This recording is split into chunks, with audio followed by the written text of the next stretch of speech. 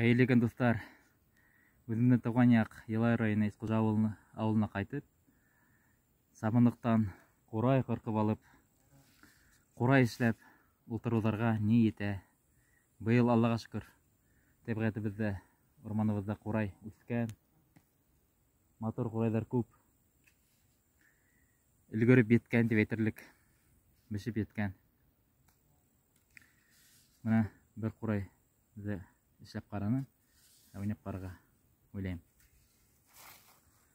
Башқұр халық күйі әрмі.